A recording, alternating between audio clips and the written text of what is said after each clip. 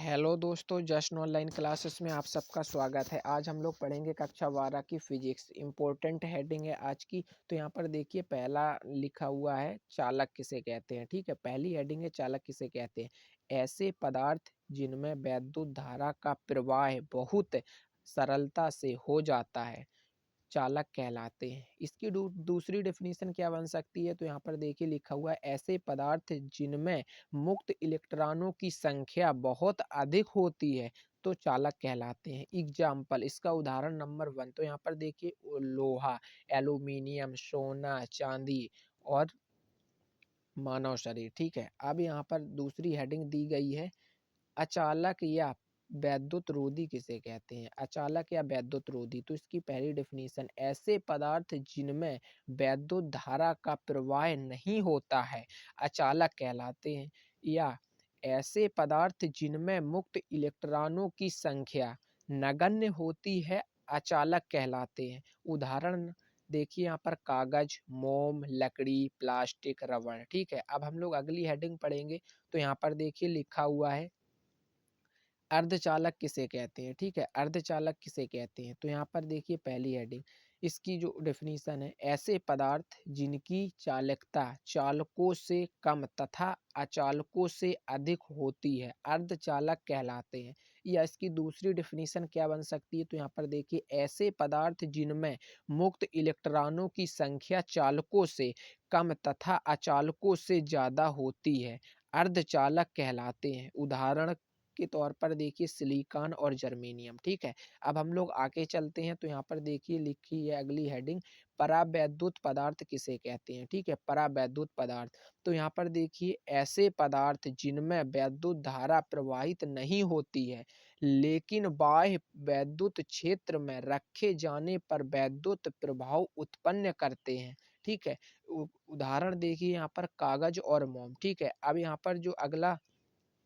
Topic है वो क्या है, देखो परावैद्युत पदार्थ कितने प्रकार के, दो प्रकार के होते हैं। ठीक है, परावैद्युत पदार्थ दो प्रकार के होते हैं। कौन कौन से, ध्रुवीय परावैद्युत और अध्रुवीय परावैद्युत। ठीक है, अब हम लोग पहला नंबर पढ़ेंगे ध्रुवीय परावैद्युत।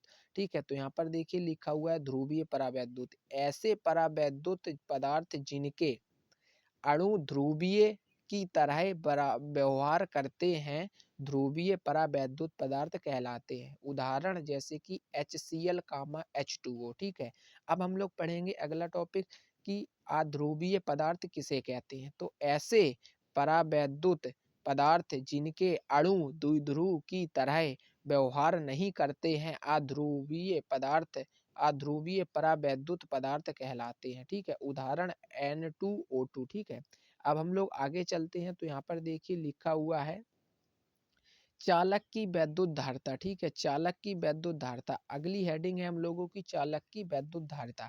तो यहाँ पर देखिए इसकी डेफिनेशन, चालक के आवेश धारण करने की क्षमता को चालक की वैद्युत धारिता कहते हैं। ठीक है, चालक को दिया गया आवेश वैद्युत विभवांतर के अनुक्रमानुपाती होता है, अर्थात देखिए यहाँ पर Q अनुक्रमानुपाती V। ठीक है, और अब हम लोग आगे चलते हैं। तो यहाँ पर देखिए लिखा हुआ है Q बराबर CV। ठीक है, तो C बराबर Q अपॉन V। ठीक है, जहाँ C अनुक्रमानुपाती का क्या है, नियतांक है। ठीक है, इसे ही चालक की वैद्युत धारिता कहते हैं। अब इसका मात्रक क्या होगा, तो कूलाम प्रति वोल्ट या फैराड। ठीक है, अब यहाँ बात करेंगे CGS पद्धति में मात्रक क्या होगा, तो स्टेट फैराड। ठीक है, अब यहाँ पर देखिए अगला नोट लिखा हुआ है फैराड बराबर कितना होगा, तो 9 गुणे 10 की पावर 11 स्टेट फैराड। ठीक है, अब यहाँ पर अगला नोट लिखा हुआ है, देखिए 1 माइक्रो फैराड बराबर 10 की घात -6 होगा। ठीक है, अब हम लोग आगे पढ़ते हैं। तो यहाँ पर देखिए यहाँ पर लिखा हुआ है नंबर 2 में, तो एक देखिए यहाँ पर पीको फैराड बराबर 10 की घात -12 फैराड। ठीक है, यहाँ पर देखिए अगला लिखा हुआ है 1 मिली फैराड बराबर कितना होगा, 10 की घात -3 फैराड। ठीक है, यहाँ पर देखिए इतना लिखा हुआ है। अब हम लोग अगला नोट यहाँ पर लिखा हुआ है यदि Q बराबर 1 कूलाम तथा V मतलब वोल्ट 1 हो, ठीक है। तो यहाँ पर C बराबर में क्या होगा 1/1, ठीक है। अब यहाँ पर देखिए C बराबर 1 फैरेड दिया गया है, ठीक है। C बराबर कितना दिया गया है 1 फैरेड, ठीक है। अतः चालक को 1 कूलाम आवेश दिया जाए जाए तथा वैद्युत विभवांतर 1 वोल्ट हो तब चालक की धारिता 1 फैरेड होगी, ठीक है। ये आपका होमवर्क रहा। यहाँ पर देखिए क्वेश्चन नंबर हम बता देते इसका आंसर, वैद्युत धारिता का मात्रक क्या होता है तो फैरेड होता है, ठीक है।